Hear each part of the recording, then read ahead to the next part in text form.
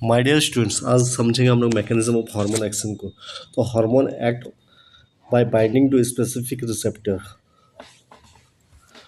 Hormones उस पर act करते हैं जब वो किसी भी रिसेप्टर के साथ बाइंड करते हैं, तभी क्या होता है, हार्मोन जो होता है अपना कार्य करता है। ठीक है ना। तो यहाँ पे हम लोग बात करेंगे हार्मोन्स जो होता है act by binding to specific receptor और inside target cells, triggering a cascade of intracellular events that lead to a physiological response. The exact mechanism depends on whether the hormone is lipid soluble और water soluble। तो ये जो mechanism को समझने से पहले ये जानना बहुत ज़रूरी होता है कि क्या वो लिपिड soluble है या वाटर soluble है। ठीक है ना। तो सवाल ये उठता है कि लिपिड soluble जिनको हम लोग क्या कहते हैं, स्टेरॉयडल हार्मोन्स कहते हैं। ठीक है। उसमें क्या होता है, कॉर्टिसोल हुआ, एल्डोस्टेरोन हुआ, टेस्टोस्टेरोन हुआ, एस्ट्रोजन हुआ, प्रोजेस्टेरोन हुआ, थायराइड हार्मोन्स होते हैं। इनका स्टेप्स को समझते हैं। सबसे पहले क्या होता है ना,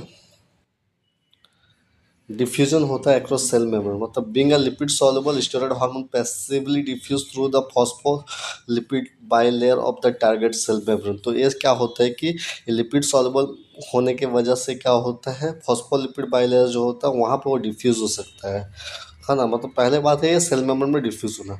दूसरा होता है बाइंडिंग टू इंट्रासेलुलर रिसेप्टर। तो फिर क्या होता है, बाइंड करते हैं इंट्रासेलुलर रिसेप्टर के साथ। मतलब हार्मोन क्या करेगा, इस हार्मोन बाइंड करता है एक स्पेसिफिक रिसेप्टर के साथ जो कि लोकेटेड रहता है साइटोप्लाज्म में। ठीक है, या न्यूक्लियस में।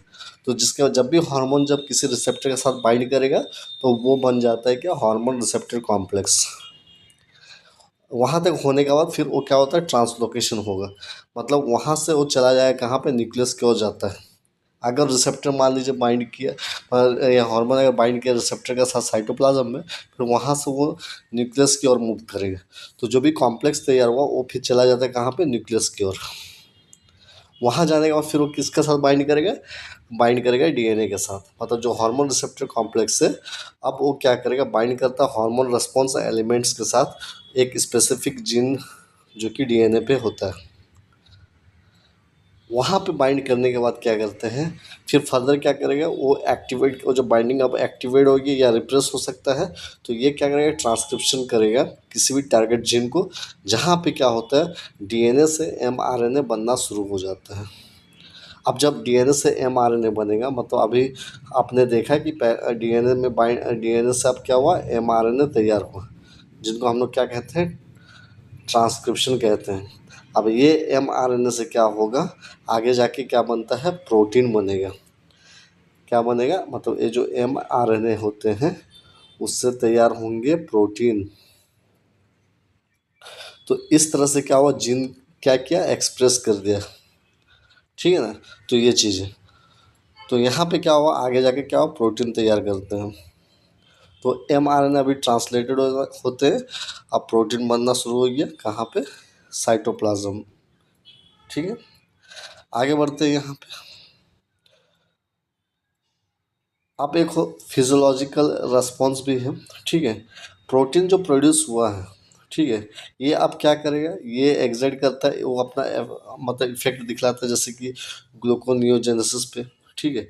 सोडियम का रिटेंशन में, पोटेशियम एक्सक्रीशन में, डेवलपमेंट करेंगे किसका, सेकेंडरी सेक्सुअल कैरेक्टरिस्टिक्स को। तो की पॉइंट जो हम लोग यहाँ पे देख रहे हैं वो है स्लो। इसमें क्या होता है, स्लो एक्टिंग प्रोसेस होता है। ठीक है।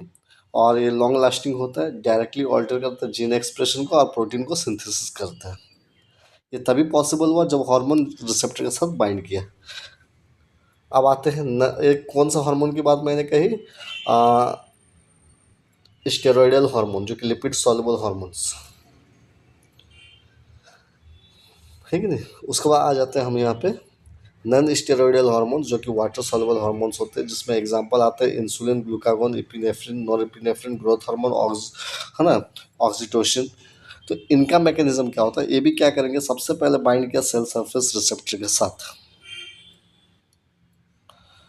तो इसमें क्या होता है, हार्मोन जो होता है कैनोड क्रॉस लिपिड मेम्ब्रेन, तो ये क्या करेगा, स्पेसिफिक रिसेप्टर प्रोटीन के साथ वो क्या करेगा, बाइंडिंग, मतलब सीधी सी बात है, प्लाज्मा मेम्ब्रेन में आकर वहाँ पे क्या होगा, जो स्पेसिफिक रिसेप्टर होंगे उनके साथ वो बाइंड करते हैं। इसमें क्या होता है, एक चीज़ होता है कि लिपिड मेम्ब्रेन को वो क्रॉस नहीं कर पाता है क्योंकि ये वाटर सॉल्युबल है ना। नेक्स्ट जो होंगे यहाँ पे क्या होगा, activation of ji protein, ji protein का एक्टिवेशन होना है ना। बहुत सारा हार्मोन्स क्या करता है, जी प्रोटीन को एक्टिवेट करता है। तो जब रिसेप्टर के साथ बाइंडिंग किया तो वो एक्टिवेट कर देंगे एक तरह का प्रोटीन को, जो कि कहते हैं इसको जी प्रोटीन। वो कहाँ पे होगा, inside the cell. G protein act as a molecular switch to transmit the signal. अभी यही क्या करता है, एक सिग्नल पास करता है। आगे जाकर ये क्या करेगा, ये एक्टिवेट करता है, तो एक्टिवेशन करेगा सेकेंड मैसेंजर सिस्टम को, जिसको बोलता है कैम्प पाथवे। जी प्रोटीन ने क्या किया, एक्टिवेट कर दिया किसको, एडिनाइलेट साइक्लेज को, और वो कन्वर्ट कर देता है एटीपी को कैम्प में। ठीक है, यहाँ पे क्या होता है, सेकेंड पाथ मतलब मैसेंजर कौन हुआ यहाँ पे, कैम्प। ठीक है, इनका क्या होता है, एक्टिवेशन हुआ। अब कैम्प जैसा ही एक्टिवेट किया तो फर्दर वही कैम्प एक्टिवेट कर देता है किसको, प्रोटीन काइनेज को, प्रोटीन काइनेज ए को।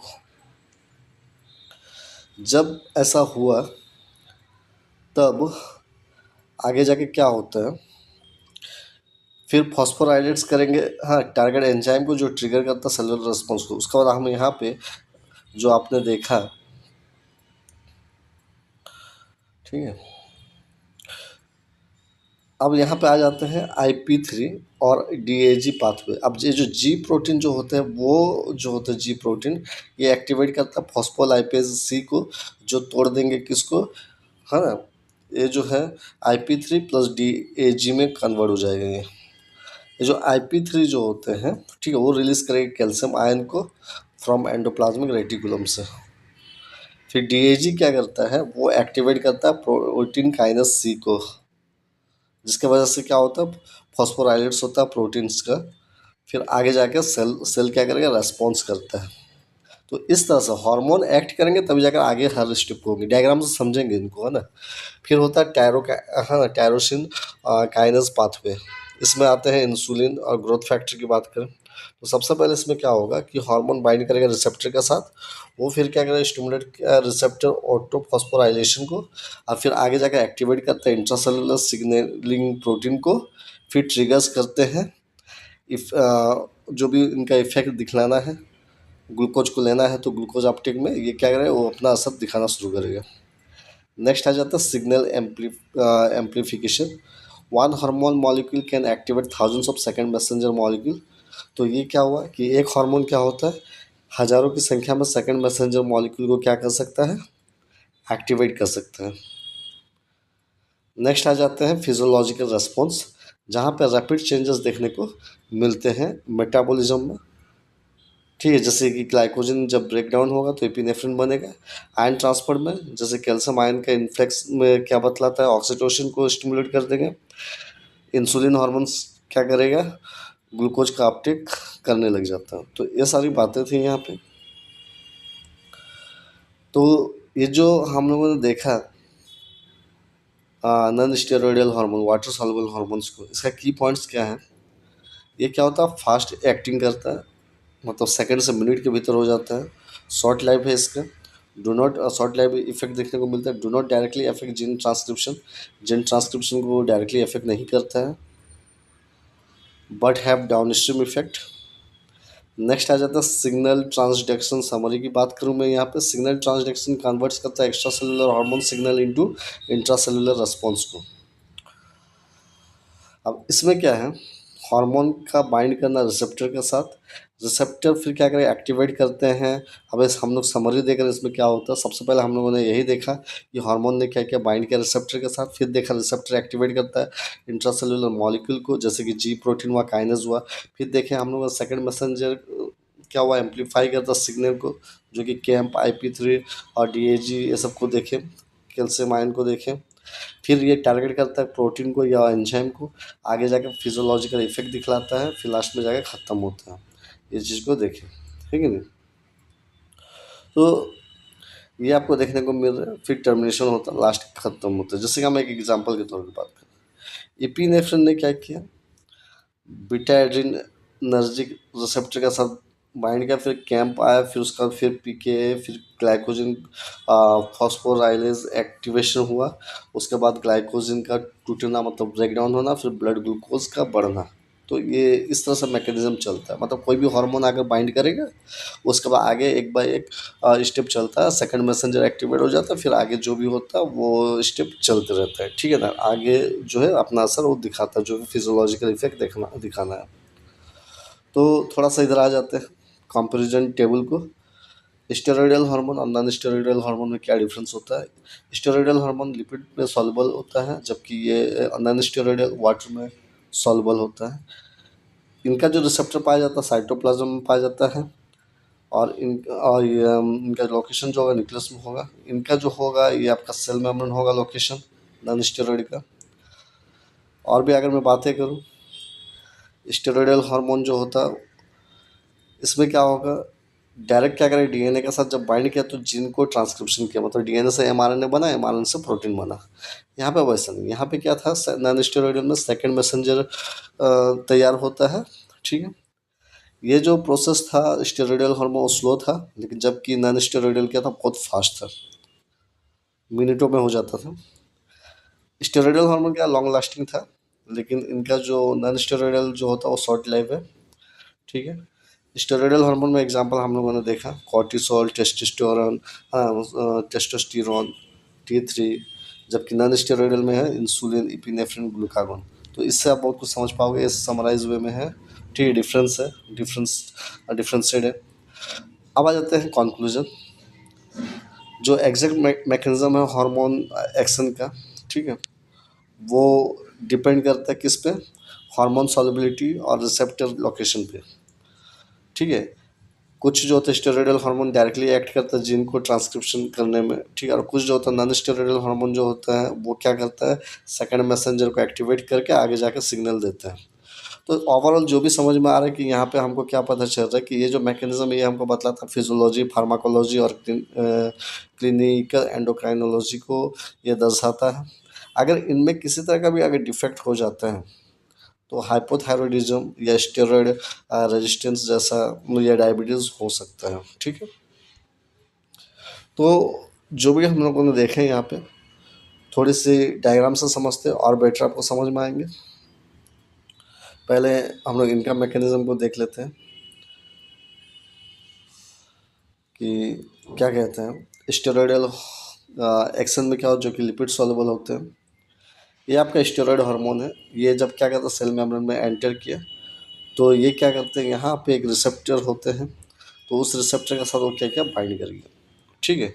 जैसे ही बाइंड किया, यहाँ पे बाइंड किया, तो अब आगे आपको क्या देखने को, जब बाइंड किया तो ये तैयार कर देता है क्या, हार्मोन रिसेप्टर कॉम्प्लेक्स तैयार किया।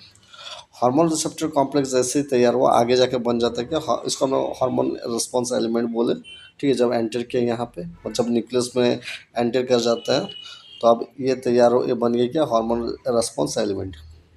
आगे जाकर ये डीएनए के साथ बाइंड करते हैं, फिर एमआरएनए को तैयार करता है। किसको तैयार किया, एमआरएनए। एमआरएनए क्या क्या ट्रांसक्रिप्शन का एक प्रोसेस होता है, एमआरएनए से प्रोटीन का बनना को बोलते हैं ट्रांसक्रिप्शन। तो आगे जाकर क्या हुआ, प्रोटीन का सिंथेसिस हुआ, फिर आगे जाके इस तरह से सेल रेस्पॉन्स करते हैं, है ना। तो यहाँ पे हमने देखा डीएनए के साथ बाइंड किया तब जाके जीन एक्सप्रेस किया, मतलब यहाँ पे ट्रांसक्रिप्शन हुआ, फिर प्रोटीन बना, जीन का ट्रांसक्रिप्शन हुआ। तो ये है मैकेनिज्म आपका स्टेरॉयडल हार्मोन एक्शन का। नॉन स्टेरॉयडल हार्मोन एक्शन क्या कहते हैं, सिंपल सा, नॉन स्टेरॉयडल हार्मोन जो होती है, ठीक है, ये जो है ये वाटर सॉल्युबल होता है। तो ये क्या करेंगे, सेल मेम्ब्रेन रिसेप्टर के साथ ये बाइंड करेंगे, आगे जाके जी प्रोटीन को बनाता है। जी प्रोटीन जब बन रहा है, आप यहाँ पे देख पा रहे हो, यहाँ पे क्या देखने को मिल रहा है, ये क्या कर सकते हैं, कैम तैयार किया, कैम से बना IP3 और DAG, फिर ये सेकंड मैसेंजर हुआ। यहाँ से भी कैम क्या होता है, कैल्शियम आयन को रिलीज कर सकता है, ये जी यहाँ पे देखो। तो ओवरऑल यहाँ पे सेकंड मैसेंजर तैयार होता है। फिर आपको देखने को मिल रहा प्रोटीन काइनेस का एक्टिवेशन होता है। प्रोटीन काइनेस जब से एक्टिवेशन होता है तो वो क्या करेगा, एंजाइम को एक्टिवेट करेगा, या सिक्रेशन करेगा, या मसल को कॉन्ट्रैक्शन करता है। तो इस तरह से इनका मैकेनिज्म काम करता है। तो ओवरऑल आपको समझ में आ गई यहाँ पे, ठीक है। तो ये थी मैकेनिज्म ऑफ हार्मोन एक्शन। तो अगर मेरी वीडियो पसंद आ रही है प्लीज़ अपने दोस्तों को शेयर कीजिए। हो सकता है तो आपको कॉम्प्लिकेटेड लगे तो प्लीज़ इस जो डायग्राम है इसको बार बार देखिए, आपको समझ में आ जाएगी मैकेनिज्म ऑफ हार्मोन एक्शन क्या है। ठीक है, तो मेरे चैनल पे बने रहिए, प्लेलिस्ट पे जाइए, आपको बहुत सारा आंसर आपको देखने को मतलब बहुत सारे नोट्स आपको अवेलेबल होंगे हमारे प्लेलिस्ट पे। और मैं ऐसे भी रोज़ लाइव आ ही रहा हूँ, तो आप कोशिश कीजिए वहाँ पे जुड़िए, हम लोग एमसीक्यू वगैरह डिस्कस करेंगे। तो आप लोग कमेंट बॉक्स में जवाब दीजिएगा रात के समय में, ठीक है ना। आप कितने पढ़ाई कर रहे हो, क्या पढ़ रहे हो, ठीक है ना, आपको भी समझ में आएगी किस तरह जो भी एमसीक्यू मैं दूंगा। हो सके वो एमसीक्यू आपका एक्चुअली वो आपका बेस्ड होगा इसमें क्या फिल इन द ब्लैंक्स के लिए, ठीक है ना। फिल इन द ब्लैंक्स में क्या है कि आपको कोई ऑप्शन नहीं दिए रह जाएंगे, लेकिन मैं जो आपको एमसीक्यू दूंगा वहाँ पर आपको 4 ऑप्शन मिलेंगे, चारों में से कोई एक को टिक करना मतलब आंसर बतलाना कौन सा करेक्ट है। लेकिन वही क्वेश्चन बन सकता है आपका फिल इन द ब्लैंक्स में जहाँ पे आपको ऑप्शन नहीं रहेगा, ठीक है। तो प्लेलिस्ट पे जाइए, सारा आपको देखने को मिलेंगे एंडोक्राइनोलॉजी एंड रिप्रोडक्टिव बायोलॉजी के। अपने दोस्तों को शेयर कीजिए अगर आपको मेरी वीडियो पसंद आ रही है तो, ठीक है। तो आज के लिए इतना ही, थैंक यू।